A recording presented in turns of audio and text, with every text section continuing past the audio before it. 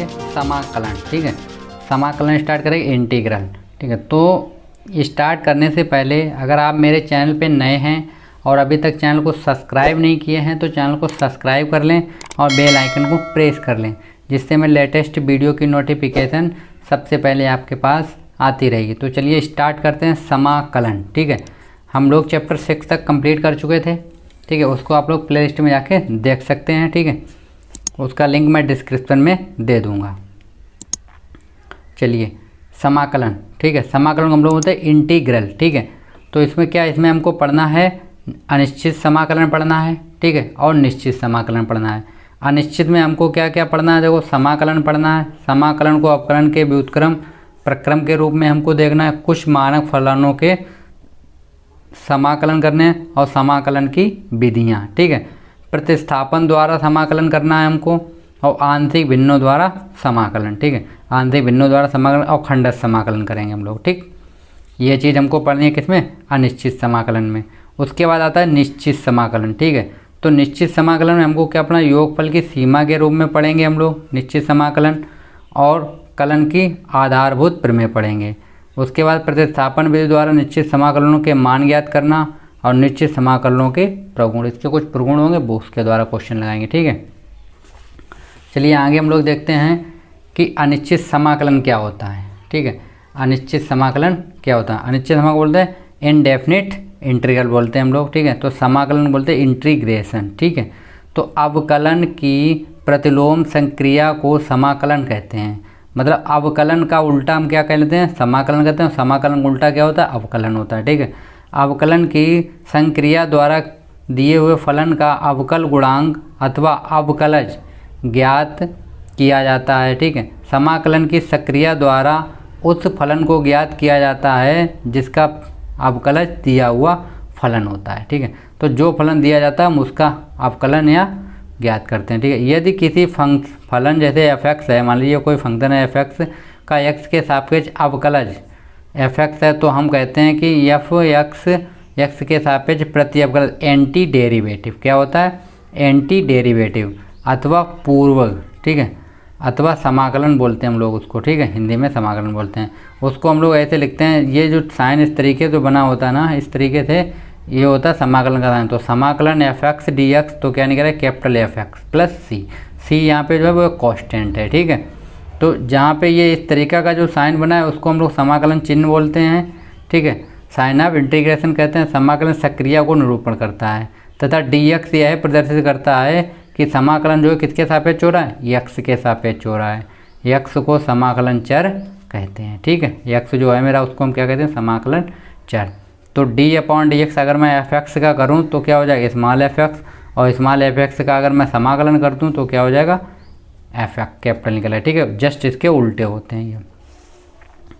उसके बाद हम लोग देखते हैं जिस फलन का समाकलन किया जाता है उसे क्या कहते हैं हम लोग, समाकाल्य। क्या कहते हैं हम, समाकाल्य। मतलब जिस फलन का समाकलन किया जाता है उसे हम बोलते हैं समाकाल्य। जैसे इसका हमने समाकलन किया तो इसको हम क्या बोलेंगे, समाकाल्य, ठीक है।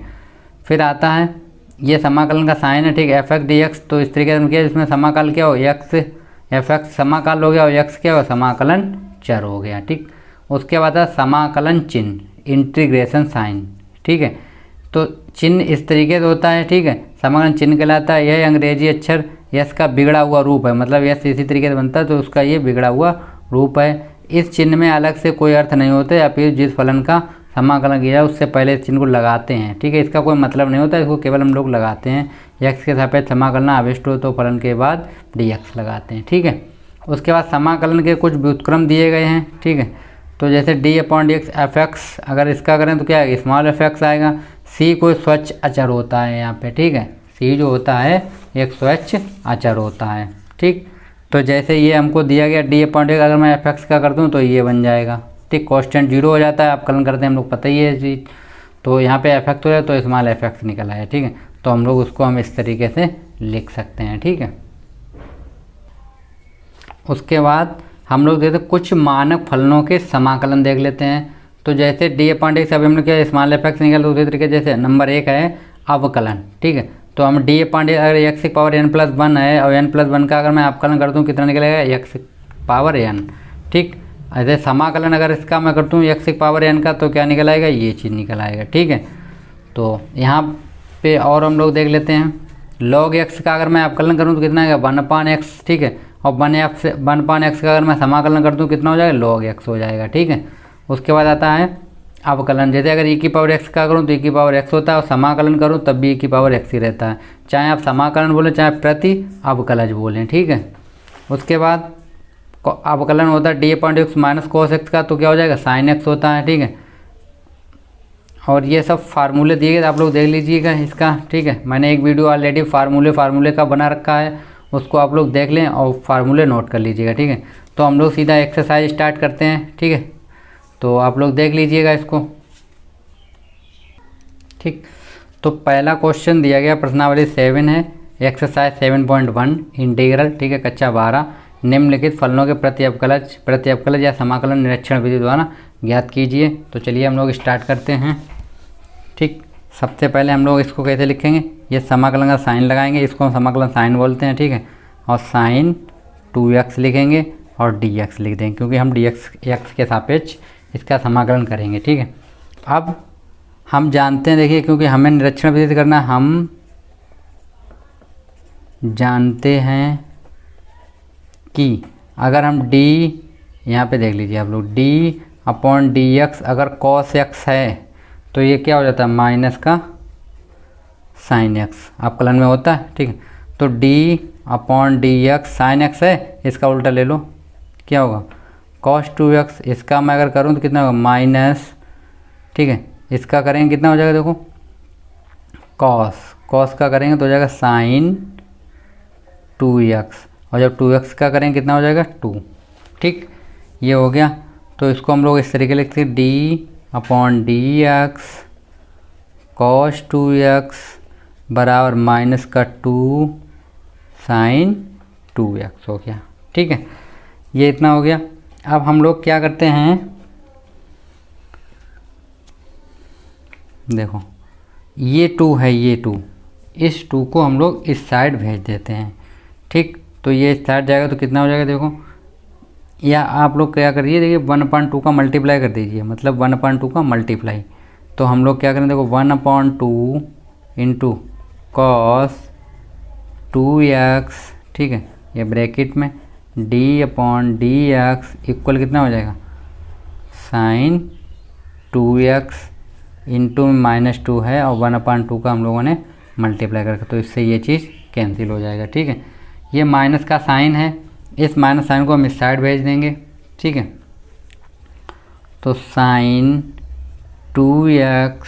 ठीक है, और इसको इस साइड लाएंगे तो dx/ ये कितना बचेगा, माइनस इस साइड आ जाएगा, तो माइनस का 1/2 cos 2x। ठीक है, ये हो गया, और प्लस एक कॉन्स्टेंट जुड़ेगा c। ठीक, तो ये मेरा पहले का आंसर हो गया। ठीक है, तो सब इजी हैं, अभी देखिए आप लोगों को समझ में आएंगे। ये चीज़ दिया गया उसका उल्टा मान लीजिए जस्ट। ठीक है, जैसे सेकंड देखते हैं हम लोग, सेकंड दिया गया हमको cos 3x। ठीक है, तो देखो क्या करेंगे हम लोग, सबसे पहले हम इसको लिखेंगे cos 3x। अब यहाँ पे देखिए इसका उल्टा लीजिए, sin x लीजिए, sin x का अगर मैं अवकलन करूँ कितना होता है, cos x। ठीक है, sin x का अवकलन कितना होता है, cos x होता है। तो इसका उल्टा लेंगे हम लोग, क्या लेंगे हम लोग, यहाँ पे हम लोग लेंगे, इसको पहले लिख देते हैं dx। ठीक है, अब हम लोग क्या लिखेंगे, हम जानते हैं कि, ये आपको सब में लिखना है क्योंकि ये आप लोग पहले पढ़ चुके हो पीछे। जानते हैं कि d/dx cos 3x का अगर मैं अवकलन करूँ तो आएगा 1/3, सॉरी साइन लेता हूँ, यहाँ पे साइन चाहिए होगा क्योंकि हम इसका उल्टा लेते हैं। ठीक है, साइन 3x का तो 1/3 इंटू साइन का हो जाएगा कितना, cos 3x। ठीक है, इतना हो गया। तो हम लोग क्या करते हैं, इस 3 को, सॉरी फ्रेंड्स, इंटू 3 ये हो, इस 3 को हम लोग इस साइड भेजें तो ये हो जाएगा 1/3 sin 3x।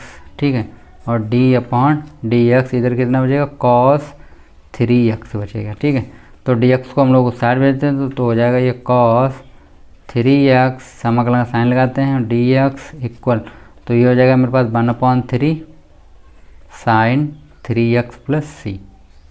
ठीक, तो ये मेरा आंसर हो गया। चलिए आगे देख लेते हैं हम लोग थर्ड वाला। ठीक है, थर्ड हमको दिया गया है e की पावर 2x। ठीक है, तो e की पावर 2x का e की पावर 2x ही होता है। ठीक है, तो इसको हम लोग लिख लेते हैं पहले e की पावर 2x dx। ठीक है, फिर हम जानते हैं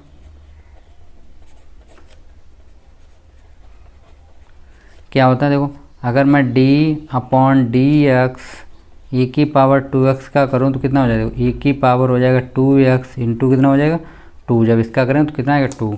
अब इस 2 को हम इस साइड भेज देते हैं तो ये हो जाएगा d अपॉन dx, ये हो जाएगा e की पावर 2x अपॉन में 2 इक्वल कितना बचेगा e की पावर 2x। ठीक है, समाकलन का साइन लगाते हैं हम लोग तो ये हो जाएगा e की पावर 2x dx, और ये हट जाएगा यहाँ से, समाकलन साइन लगाएंगे तो ये बचेगा मेरे पास e की पावर 2x अपॉन 2 प्लस सी। ठीक, और ठीक है, तो ये मेरा आंसर हो गया। चलिए आगे देखते हैं हम लोग। ठीक, अब ये पावर वाला दिया गया है। ठीक है, तो पहले हम इसको लिखते हैं समाकलन ax प्लस बी की पावर 2। ठीक है, और dx। अब इसका जस्ट उल्टा मानेंगे, कितना मान देखो, क्योंकि यहाँ पे ये फार्मूला लगे d अपॉन dx, x की पावर n वाला होता है जो फार्मूला, वो लगाएंगे। तो अवकलन जब करते हैं तो कितना हो जाता है, देखो n - 1 आता है आगे। ठीक है, और x की पावर कितना हो जाएगा, सॉरी n आगे आएगा और n - 1 हो जाता है। ये फार्मूला होता है, तो भाई हम लोग लगाएंगे इसमें। तो हम लोग क्या करते हैं, हम जानते हैं कि d upon dx ax plus b power 2 है, कितनी मान लीजिए पावर 3, एक पावर बढ़ा के मान लीजिए। ठीक है, पावर 3 और dx तो हम लोग करेंगे भी। तो इसका जब हम करेंगे तो कितना है, देखो 3 आगे आएगा। ठीक है, और ब्रैकेट में कितना ax प्लस b हो जाएगा, और जब इसका करेंगे तो कितना बचेगा, a बचेगा। ठीक, अब ये 3 और a को हम लोग इस साइड भेज देते हैं तो d अपॉन dx ये हो जाएगा कितना, देखो 1/3 है, ब्रैकेट में ax प्लस b की पावर 3 बचेगा, इक्वल कितना बचा, ये 2 बचेगी पावर ax प्लस b की पावर 2। अब हम लोग क्या करते हैं, समाकलन साइन यूज करते हैं तो ax प्लस b स्क्वायर, और ये हो जाएगा dx। तो ये कितना निकल गया है मेरे पास, 1/3 है ax प्लस b की पावर 3, ये मेरा आंसर हो जाएगा। ठीक है, और प्लस सी क्वेश्चन जोड़ दीजिए, क्वेश्चन सब में जोड़िए अभी। ठीक है, अभी अनिश्चित समाकलन चल रहा है ये। 5 नंबर हम लोग देखते हैं, 5 नंबर क्या है। ठीक, 5 नंबर हमको दिया गया साइन 2x और माइनस का 4e 3x, ये दो क्वेश्चन दिए गए हैं। ठीक है, माइनस का साइन बीच में यूज कर दिया है, तो हम लोग इसको पहले लिखेंगे साइन 2x dx। ठीक है, माइनस 4e 3x और dx। ठीक है, इसको हम लोग अलग अलग कर लेंगे। ठीक है, तो इसको हम लोग ऐसे भी लिख सकते हैं, देखिए साइन 2x dx माइनस 4 बाहर आ जाएगा, e की पावर 3x और dx, इसको हम लोग डाल देते हैं 1। ठीक, इक्वेशन 1 डाल लेते हैं हम लोग। अब हम लोग एक एक को हल कर लेते हैं, पहले हम ले लेते हैं इसको। ठीक, तो जब हम इसको लेंगे तो देखो साइन 2x ले लेते हैं हम लोग पहले। ठीक है, और dx। ठीक, तो हम जानते हैं